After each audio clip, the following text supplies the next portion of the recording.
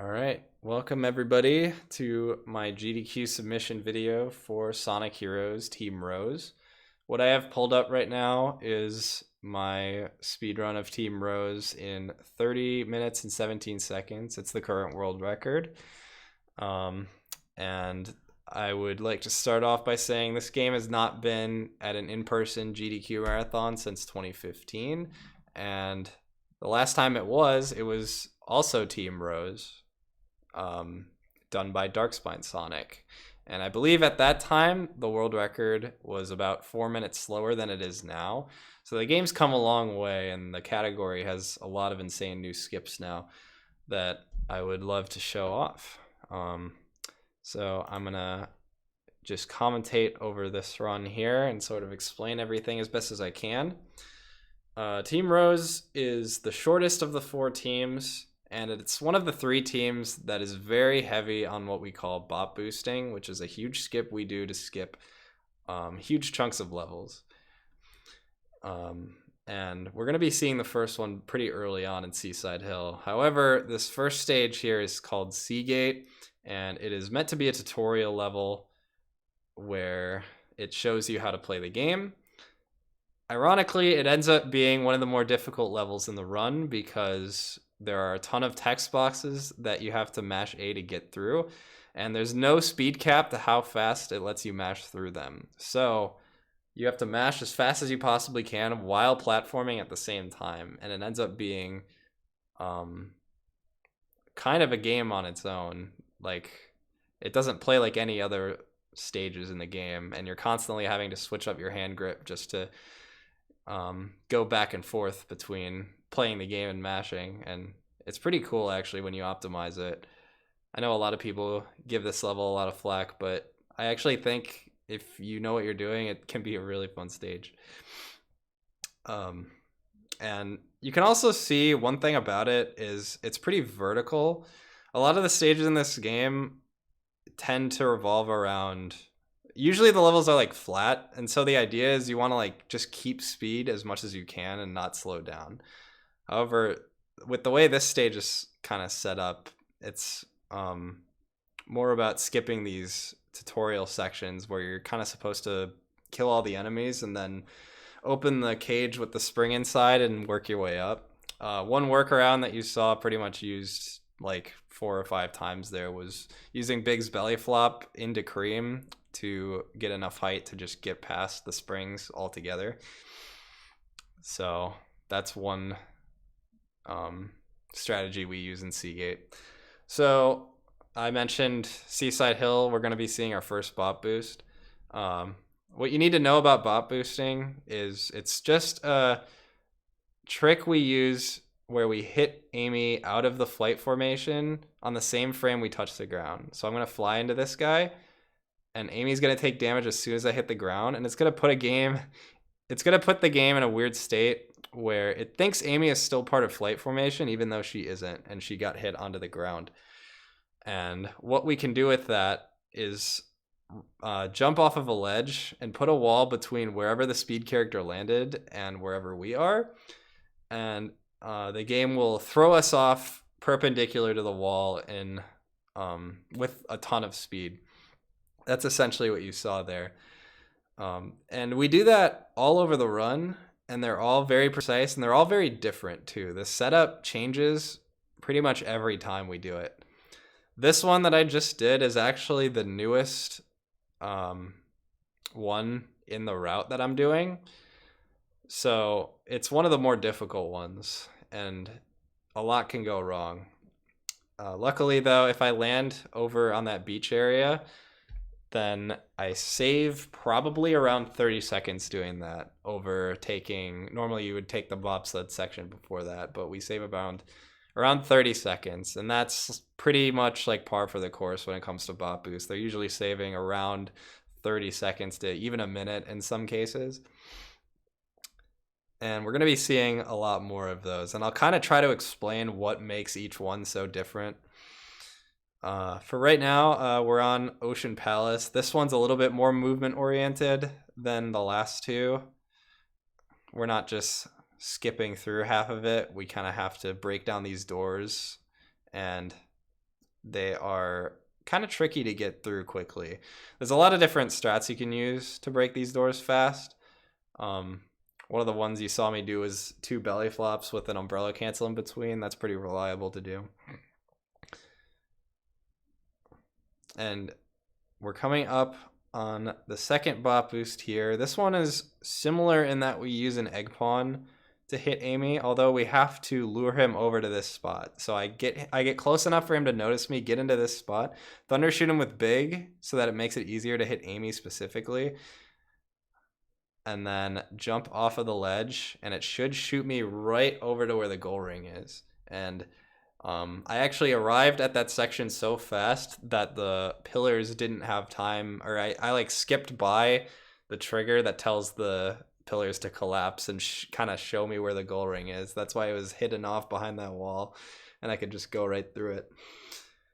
But yeah, another really precise one. That one, you want to not only hit Amy on the same frame you hit the ground, but also be neutral on your control stick while you hit the ground. Because one of the most important things about getting the bot boost to send you the correct way is having Amy land in the right spot from the hit.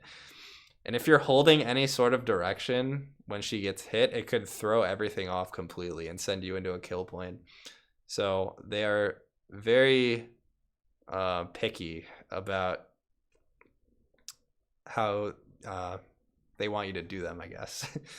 So this first boss fight is Egghawk, and it's one of the easier ones because we can just go backwards and there's an invincibility power up in the box behind us.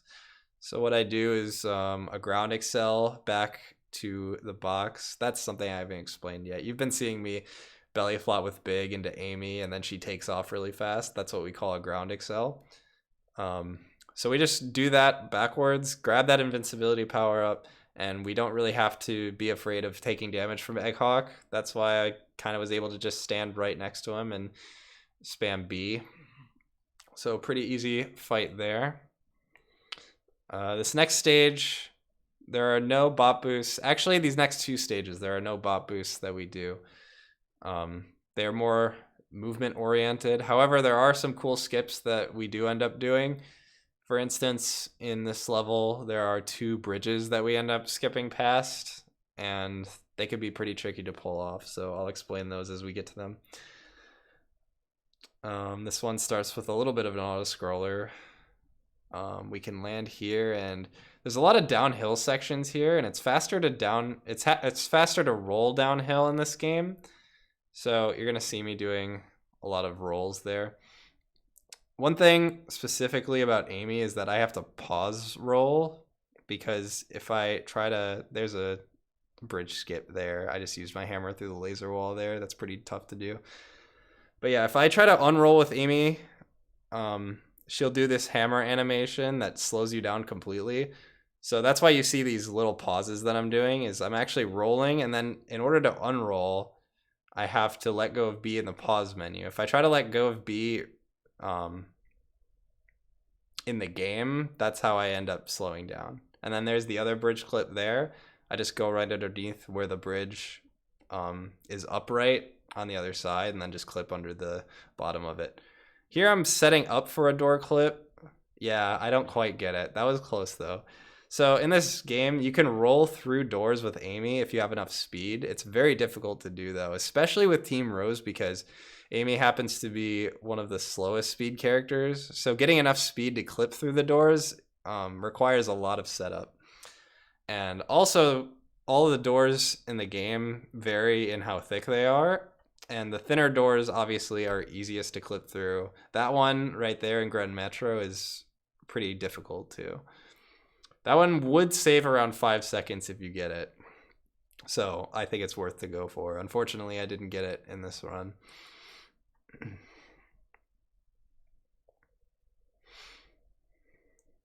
And so coming up here, I believe I do a team blast here. Yeah.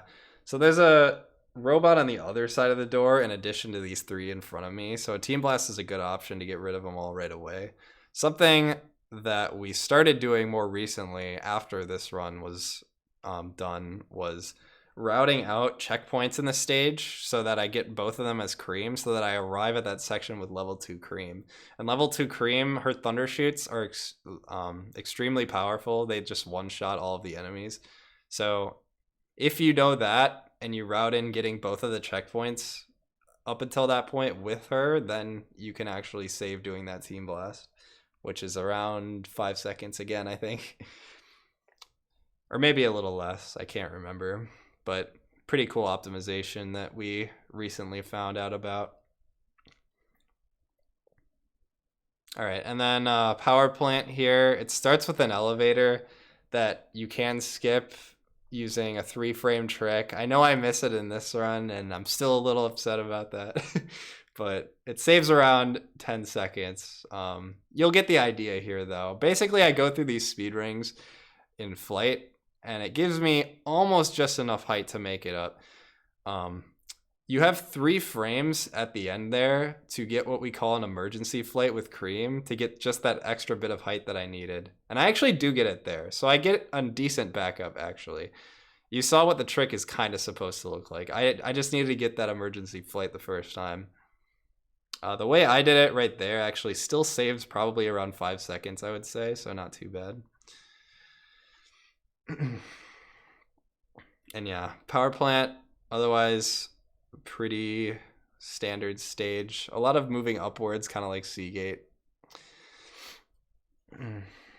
Coming up here, we have a pretty cool piece of tech where it's called catch-up flights, where we start a flight while while Cream is catching up to the speed character. And basically, it gives us this really cool, like, diagonal flight boost almost that gets us up to ledges really quickly. It happened off of that rail on the right side towards the end there. It was pretty quick, but if you noticed it, then you saw it got me up to that ledge faster than kind of just jumping and flying up with Cream like you normally would.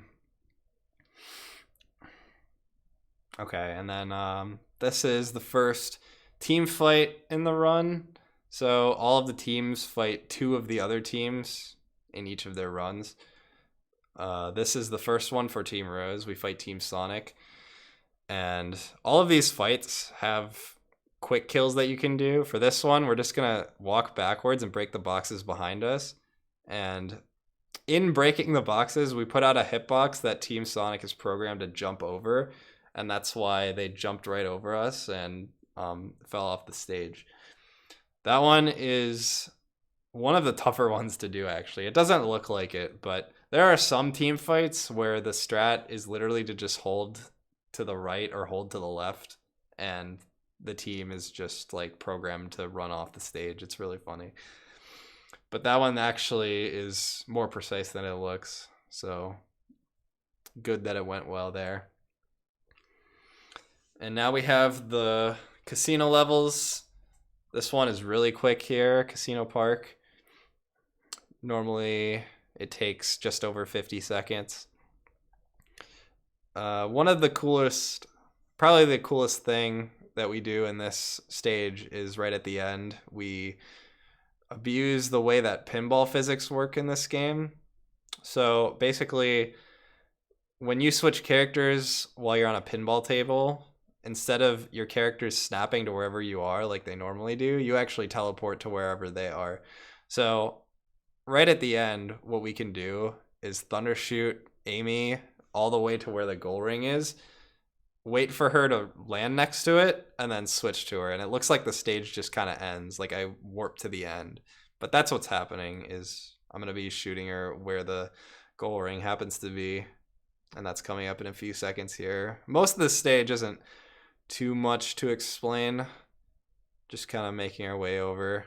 So yeah, I'm going to do an umbrella cancel into Cream to get a ton of distance and make it over to where I need to set this up. And then right there, you saw I thundershoot them, and I'm just holding forward. And then I know exactly when Amy's going to land at the goal ring, and that's when I switch to her. So it looks like I'm just teleporting to the end of the stage, but what's actually happening is I'm switching to Amy, and she's just in the goal ring already when I switch to her. and that ends the level immediately. And now finally we're back in bot boost territory. So this one is another one that skips a huge chunk of Bingo Highway. Thankfully, this stage is a pain to play normally. And this one actually uses a different type of robot. So we're going to be using the jellyfish robot that captures your characters. First, we're going to do a door clip. There we go. That's one of the more thin ones. That's easier to clip through. So yeah, again, like Ocean Palace, I'm going to lure this guy into the corner of this like little hole here, wait for him to get up, and I'm going to fly into him at exactly the right time in exactly the right spot. You saw I hit him like really far off to the left, and you need to do that. And now this one is a lot more different than Seaside Hill and Ocean Palace because you see I have a ton of height. So the thing about Bingo Highway and some of the other stages in the game is that it's a very downhill stage. So if you were to bot boost through it like this, you actually end up at the end of the stage way above where you're supposed to be. And one of the really challenging things in this game when it comes to bot boosting is actually landing from them and knowing where you are. Because as you could see, I was just out there and all I could see was the skybox of the stage. I had like no reference points. And it's really easy to either overshoot or undershoot where you're trying to land. So I do really specific like camera turns and look for certain parts of the stage to load beneath me to know exactly where I'm trying to land. And that was done really well. I struggled with the door clip at the start of this stage, but the bot boost itself was really clean. And now we're coming up on the third type of boss fight in this game, which is just robot waves. A lot of teams, or the other three I should say, all have to rely on RNG pretty heavily because level 2 Cream is really important. For the same reason I mentioned in Grand Metro, she's just like extremely overpowered with her thunder shoots. So the quicker we can get that, the better. The reason it's not so bad with these guys is because Team Blast with Team Rose gives you a level up for each of your characters right away. So the only thing I need to worry about is getting one additional Cream level up. And I got it really quickly. So now I'm level 2 and the rest of this should be pretty easy. The last 2 waves I'm actually going to do with Big. So that was the last wave I needed Cream for. And now I can just stand in the middle and use the fishing rod to get rid of these guys really fast.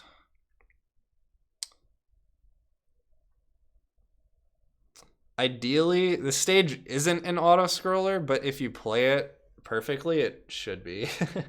Like, you should be killing all the robots pretty much as they spawn in, using the same strats. And the same goes for the other robot wave fight that's coming up later after Mystic Mansion. But yeah, 101 is still decent. And Rail Canyon, this one is another stage with a bot boost in it pretty early on. This is probably, I want to say, the oldest bot boost in the route. We've been doing this one for a really long time, and it's not exclusive. It's available to all of the teams. They all do this one coming up. The trickiest part about it is landing on one of the rails. You have to land on a really skinny rail beneath you, and it's very scary to go for. So yeah, I did a little bit of a skip there, jumping down to the lower section. The rails kind of like loop around, but why bother with that? You can just jump to where they are beneath you. And then this is the bot boost setup there. That was really good. This one, also pretty easy to undershoot if Amy ends up landing in a bad spot, but this looks good. I can see that rock beneath me and that like turbine thing, so I know I'm above the rails. And then yeah, they're so hard to land on. You have to be really careful there, but that was good. That one skips probably around 30 or 40, I would say. The interesting thing about that one is like I said, it's easy to undershoot, but if you get a ton of distance, if you overshoot it by a lot, that's actually good. I shouldn't use the word overshoot, but if you can go as far as you can, then you land as far as you can into the stage, and that's obviously better. And then this ending here, I can just skip the platform with a checkpoint on it and go straight to the end. That's another instance where there's a bunch of rails that you don't have to bother with.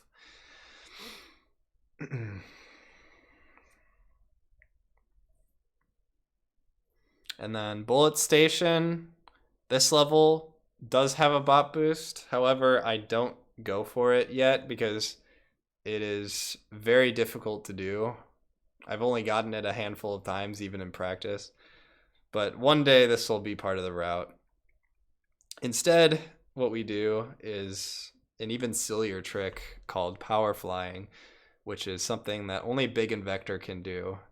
And it abuses the fact that certain rails and loops in this game alter your gravity as you go around them to kind of keep you on the rail. So I go around this loop and I jump out at a specific time.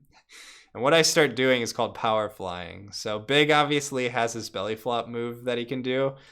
And if I jump out of the loop with that skewed gravity and I chain my belly flops in such a way that my gravity isn't allowed to reset, I can fly through the air like this and aim towards where the stage is going to be. The end of the stage is down there. So things have to like kind of line up in order for this to be useful, but when it is, it's extremely broken.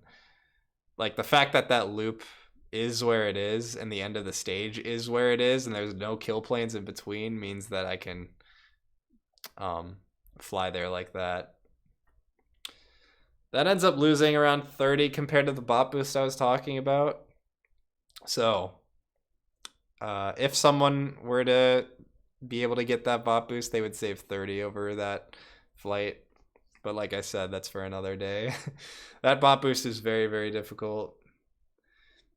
And I think it really like exemplifies how precise bot boosting can get.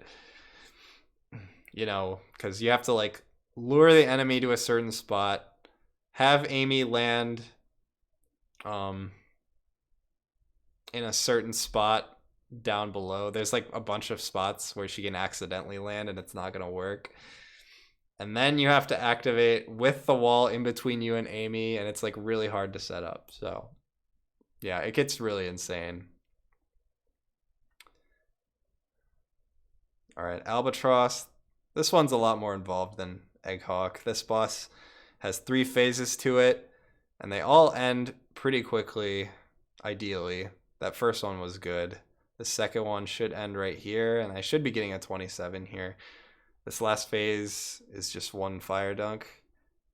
Nice. Yeah, so the difficult thing about Albatross is he kind of moves back and forth, left and right.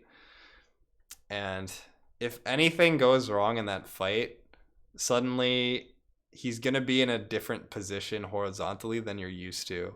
And when that happens, it becomes really easy to get hit by him and actually fall off the stage. So, not only are you losing time by messing up, but it makes the fight a lot scarier. Luckily, that's exactly what it was supposed to look like. That 27-second fight is what you want. Okay, this bot boost skips the entire level, and it's probably the most difficult. So you're going to see me get the bot boost off of this guy right here. I turn the camera just slightly so that Amy lands in just the right spot. And then I have to hook around that loop and then pause buffer this flight.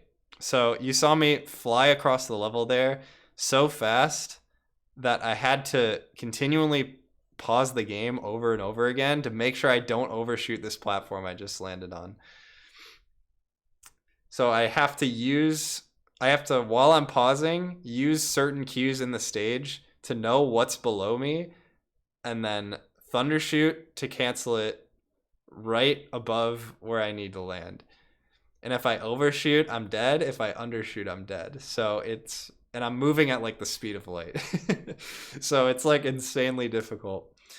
But but that was really, really good. And this was the point of the run I knew that I was probably on world record pace. This is a really silly level. So we go backwards right away, and there's this loop section behind us that's meant for Team Sonic and Team Dark. We can use it, though, with Team Rose and jump out right as that loop starts to curl up like that. And we get another situation where the gravity is skewed. I can jump out as big and chain belly flops, and it's aimed right at where the stage ends. So off to the right down there, that's normally what I would be running through right now if I were doing the stage without skips. One interesting thing about this level, you can see the camera's kind of freaking out. That's because I have to hold C-stick left the entire time I'm doing this flight. Otherwise, the camera doesn't follow me over here. It literally will stay where that first loop section is the entire time while I just fly away to the end. So in order to see where I'm going, I need to hold C-stick left the entire time, which is actually really awkward to do. If you go back and watch Darkspine Sonic run at the last GDQ where he does this strat, he uses his chin against the controller to hold the C-stick in place while he does that. It's really funny. The chin puts. Okay, so this is the second team fight. This one's a lot easier than Team Sonic. We can literally just tornado in place a couple times, and that'll take care of these guys. Sometimes Charmy will live, though, and it's really annoying, but that was good. I think that was a 10-second fight, which is ideal. Yeah, nice. Low 10-second fight. Good. And yeah, now we come up on what I would consider the end game. We only have one bot boost left. That's coming up in Egg Fleet, but for now we're moving on to Hang Castle. And this stage is very short. One of the things about it, though, is that it has one of those doors that we need to clip through, and it's not an easy one to go through. On top of that, right after clipping through the door, there's a really big slope jump up to a platform that is difficult to get to, and we need a lot of speed to get up to where we need to be. So I'm going to go around this loop, land in front of the door I need to clip through with Cream, line up this door clip, go through, keep all my speed, and then barely make it up to this ledge. Like, you have just enough height to do that. And then we can skip all this loop section off to the left and just go straight to where this orb teleports us. I think... Oh no, we were flying to this thing. Okay. I didn't know if we fell to the ramp back when I did this run, but yeah, I'm able to skip the ramp that's below me and just fly up to the rail. And then the goal ring is tucked underneath that wall there. So there's a bunch of the stage left there that we don't have to deal with at all. As long as we jump off of that rail with Cream and know that the goal ring's underneath that wall, then we can just go right there.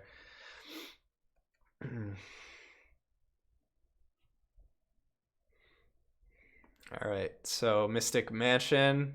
This one, not a whole lot to talk about. This is one where the movement has gotten a lot better since this run was recorded.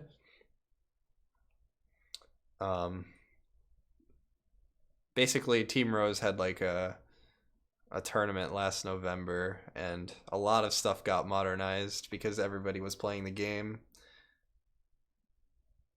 So a lot of this movement's pretty outdated, but so far not too bad. You see that ring bounce I just got up to get up to the platform there. That was pretty good. And the rocket excel into the orb. This wall you can just go right through, which is kind of funny. It's just as easy as it looks. That wall's like completely transparent, at least on the GameCube version, I think.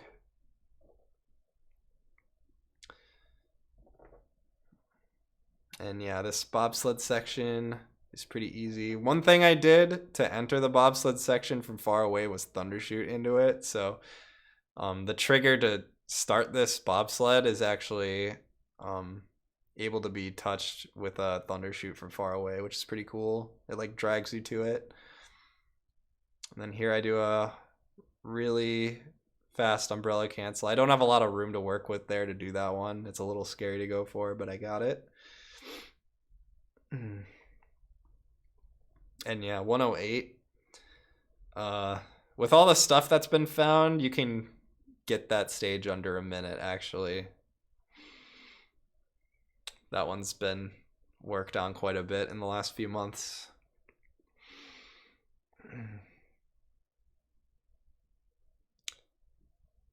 And then we're coming up on Robot Storm. This is the other robot wave fight. Just like Carnival, we're hoping to... Well, actually, we're not hoping to get level 2 Cream. We actually use Big for most of this. This is a pretty easy fight. We start off by getting a Team Blast right away.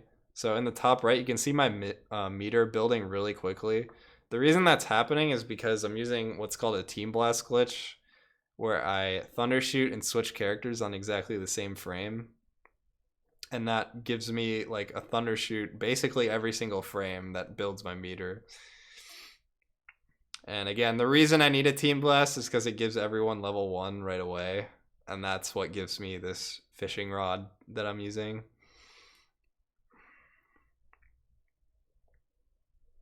So yeah, this is all pretty easy. This way, if I Team Blast, I just wait for the shadow on the floor to appear, and I know that they're all above me. And then I can Team Blast, and that takes care of them. And then there's just the last hammer guy that falls down after a few seconds here. Again, this one, not so much an auto-scroller because of the Team Blast glitches at the start. You have to do 4 of them, and they're all frame perfect. So basically, it's an auto-scroller plus whatever amount of time you took to Team Blast glitch at the start.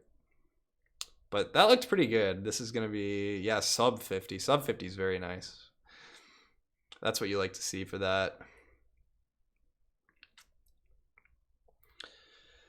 And we're coming up on Egg Fleet.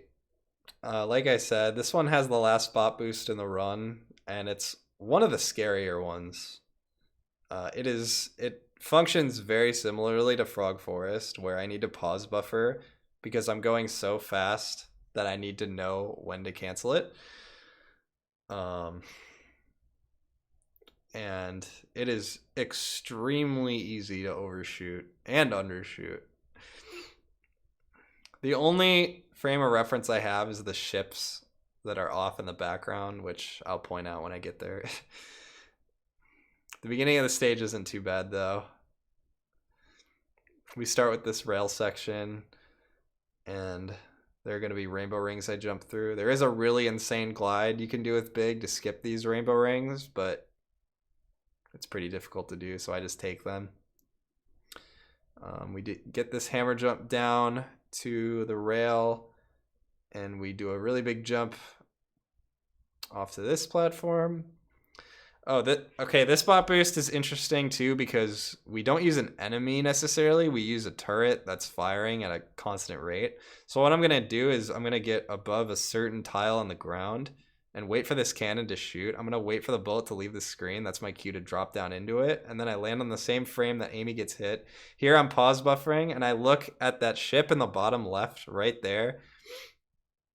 That's my only visual cue I have to cancel this bot boost. Otherwise, I overshoot it. And you're going to see I'm going to fall right onto the goal ring.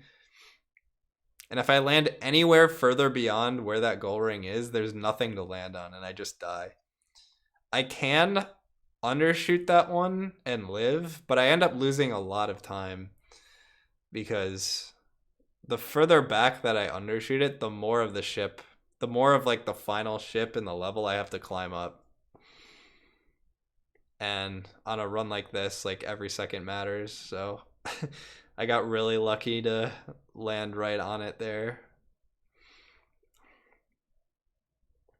Final Fortress. This one doesn't have any bot boosts in the route yet. It does, however, have 2 power flights, so we're going to be seeing Big fly through this one. That setup right there is actually pretty interesting because The rail isn't enough to skew our gravity. However, the rail does fly us into a wall that if I hit a certain way, if I belly flop into the wall a certain way, then the wall shifts my gravity to be like perfectly horizontal and lets me fly through it. Not fly through the wall, but fly through the level. And then again, there was another ramp there that went straight up and gave me another skewed gravity belly flop.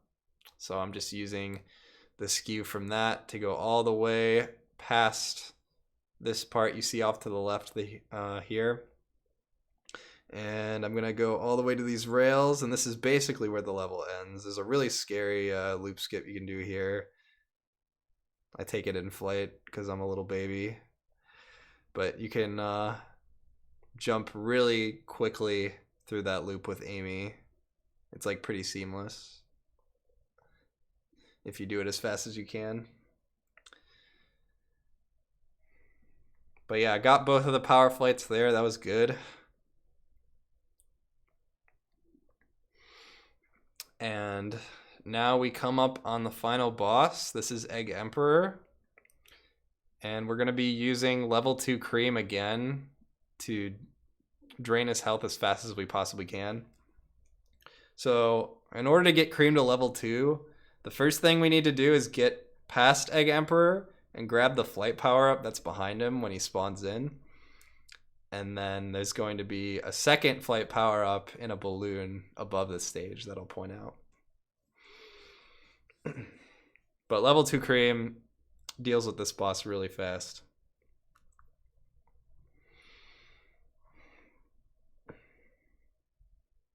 This boss works on cycles too, which I'll explain. But yeah, so as the fight loads in, I wait for a specific visual cue, and then I start up this Rocket Excel to get behind him. So I got my flight power up. I have Cream go through that speed ring and grab that balloon in the air. I hold left against this wall, and then he comes back and hits me, and that's my cue to start thunder shooting him. So right here, you see Big is attacking him. Ideally, I would get both Amy and Big to attack him and finish him off in one cycle. But because only Big latched onto him, I ended with a 2-cycle fight because I had to wait for him to go back and then charge me again to finish him off. So that was what a 2-cycle looks like. But that's the end of the run right there. 30:17, new world record. But yeah, I would love to show this off at GDQ. I think this record certainly is outdated. I plan on improving it between now and the event. And I would love to show this off and show everyone just how broken this game can be. So it'd be cool to get back in with Team Rose after such a long hiatus. So yeah, I hope you enjoyed watching, and I hope you consider this run. So thanks for watching.